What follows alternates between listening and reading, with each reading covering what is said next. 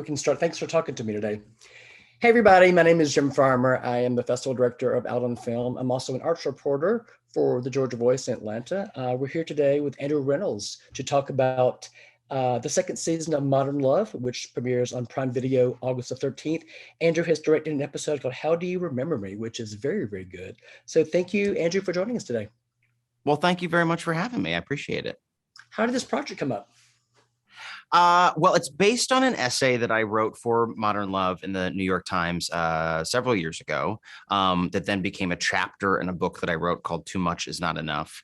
And then I was asked to adapt it for season 2 of Modern Love. And then John Carney, the showrunner and creator of the series, asked me if I would consider directing it, which is something that I had never really thought about. But then John pointed out, he was like, well, this is your story and you're uniquely qualified to tell it. So I think that you'll probably be happy if you did. And after thinking about it and talking to some other directors about it, and I decided it was just an opportunity that I couldn't pass up. Exactly. Was there particular inspiration for this segment? How do you remember me? Well, so it's a true story. It's based on a night that I had when I was 22, where I was on a first date with a young man. And while I was with him, I got the news that my father had had a heart attack and was in a coma and was, going to die, and eventually did. But I had to process that information in front of a stranger that I had just had sort of a regrettable one night stand with. And at 22, like not really knowing what it was supposed to be like to, date as an adult gay man in New York City, I just thought that well, I guess this is what you do, right? This is how dates end. And I didn't really want to do it, but it was, I don't know. But I had to, again, process that information in front of a stranger that I had just been intimate with, but this was even more intimate, this, dealing with this information. So the essay was based on that. The episode is a little different in that I get to tell it from both guys' perspective. So half of the episode is told through basically my perspective, and then the other half are the same scenes, but from the other character's perspective, from the date's perspective. And in this episode, I was able to give them both equal weight and equal time on screen so that, both versions of events are shared. And it's really up to the viewer to decide, which one is correct. There is no right or wrong answer. It's just, who do you more relate to in that scenario? Exactly. How do you think these characters would have progressed had it not been for that tragic incident? I don't think they would have continued. I think there might have been maybe one more date, but I don't think this was a love match. I think it was just, two people who met and had this one evening that probably didn't need to continue. I mean, the problem, which I did not foresee in putting this together, was that I had two extremely charismatic actors who created so much natural chemistry between them that it really did change the story. And Zayn and Marquise, you kind of root for them. I was rooting for them as the director, that I was like, well, I hope he calls them later. They're so winning together that you do kind of wonder, well, maybe they could have made it work. And that was a very unexpected surprise in putting this episode together. So what was it like putting on a directing hat for this? It was exciting, and I had a lot of time to prepare. I had a really great director of photography named Yaron Orbach, and we had prepped for this episode to shoot in March of 2020, and obviously, we're in the throes of a global pandemic, so everything got pushed, sort of, and we didn't know when we were going to do it. So I had a lot of time to think about this and to work on this. And so by the time August rolled around and we got the green light that we were going to get started at the end of August, I felt ready. I mean, I was still nervous, but I felt like I had done a lot of preparation and that I was coming to work prepared. So that was, that ended up being, I don't want to say a gift because it was obviously a very terrible time, but I made the most of that time in preparing for this. Okay. You mentioned that both characters are so winning and charismatic. How did you go about casting? Well, everything was cast. Most things nowadays are cast on tape. So a lot of actors self-tape. Even before the pandemic, casting directors were sort of moving in that direction, that actors submit tapes and then casting directors and directors go through them on their own. And in-person auditions, strangely, for better or for worse, just are not really a thing. And especially right now, this is not a thing. So I just received tapes of both of them. And I immediately, when I saw Marquise, I don't know, I just knew that was the guy, because there was something, he just like sort of cut to the center of those scenes in a way that I was just like, well, this is very clear that that's got to be the guy we use. And then Zane, very similarly, when I just saw his tape, I just sort of fell in love with it. And I thought, I think that's our guy. Like that's our couple. And then the pandemic started and they were sort of pinned for the episode. But since nobody knew where anyone was going to be or how long it was going to take, I was really afraid that we would lose them.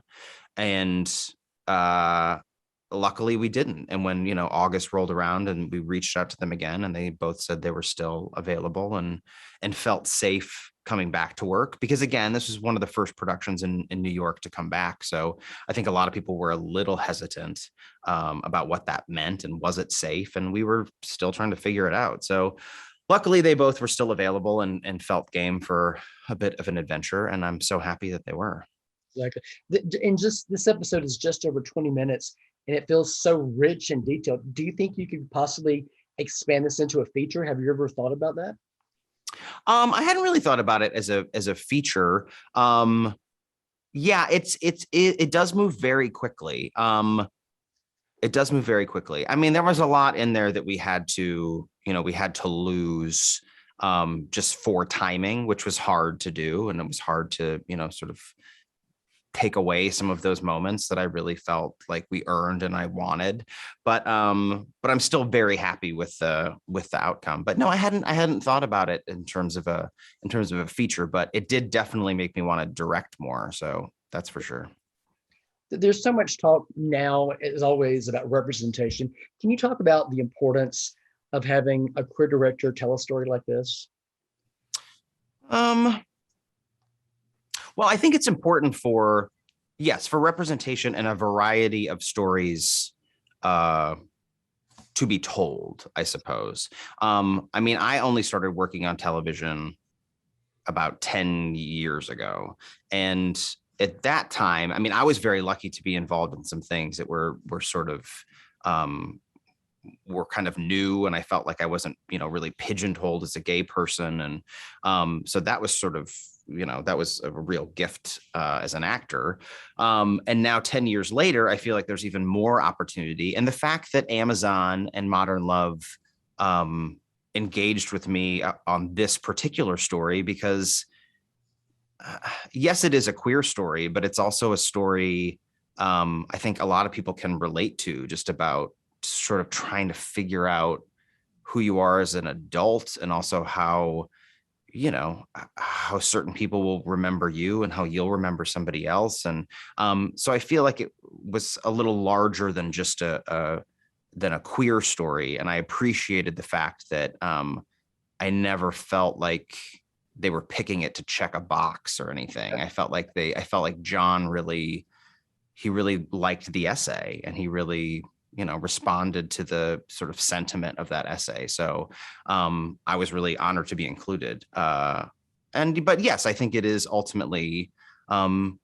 representation is important, but I think also representation and a variety of types of stories are very important. Yeah. So you've branched out into television. Obviously, you've done film. Obviously, you've done theater. Of those three, is there a particular favorite? Does it really just depend on the role and the circumstance? Role and circumstance a lot, but I think I will always feel most at home in the theater. and that's been, a really hard part of the past year and a half, obviously, is that I was used to, for the last, I started my career on stage and have been lucky for the past, almost 20 years. Well, not quite. That's exaggerating. I'm aging myself, but very lucky to be working on Broadway very consistently. And to have that taken away was really, it was really difficult. And I didn't realize how much it affected me and how much I missed it.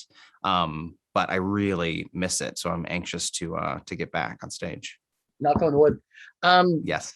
Last year was such a huge year for you. I mean, the boys in the band and the prom in 1 year. Can you talk about the significance of doing both of those in 1 year?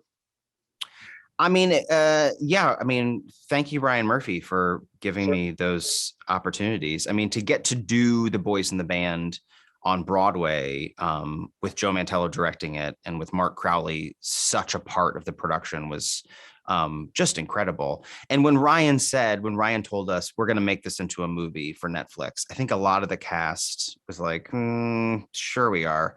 But I knew Ryan well enough to know that I was like, no, he's going to do it. He's gonna do this.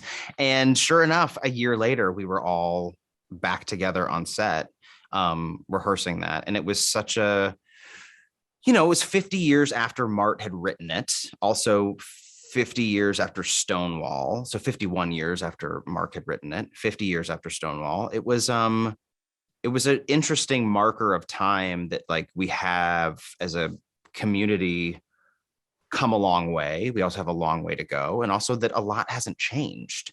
And really the personal dynamics between those men in that show, that really hasn't changed. That's just human behavior. That's not gay behavior. That's not 1960s behavior. That's just human behavior.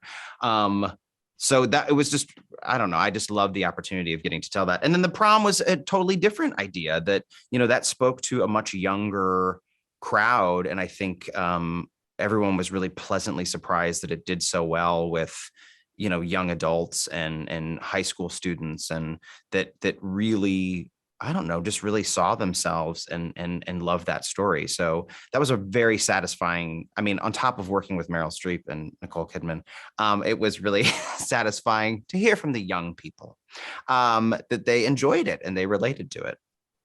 The prom actually started here in Atlanta. So I've been. Yes, it did. I saw it Yes, here. it did. In New York. I saw the film, and kudos. I mean, it's just an amazing piece of work. Anyway, so thank you. So what's next for you? What are you working on next? Well, I'm working on a second book now, actually. So I'm in the middle of writing that, and also have had the opportunity to write and direct a screenplay. So I wrote a screenplay with my best friend Zuzana Shavkovsky that I've been friends with since high school, and who's also featured in this Modern Love episode. And so she and I are working on that, and just working on that second book. So a lot of writing, a lot of computer time in the future. Exactly.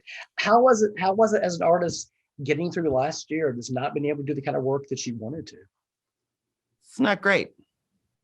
It's not great. I mean, I was very lucky to have my health and the health of my family and my friends. I was very lucky that I weirdly had boys in the band and the prom, Sure. That I had filmed and that were going to come out during the course of that year, which was crazy, and had done an entire season of Black Monday for Showtime that also aired during that time, which was crazy.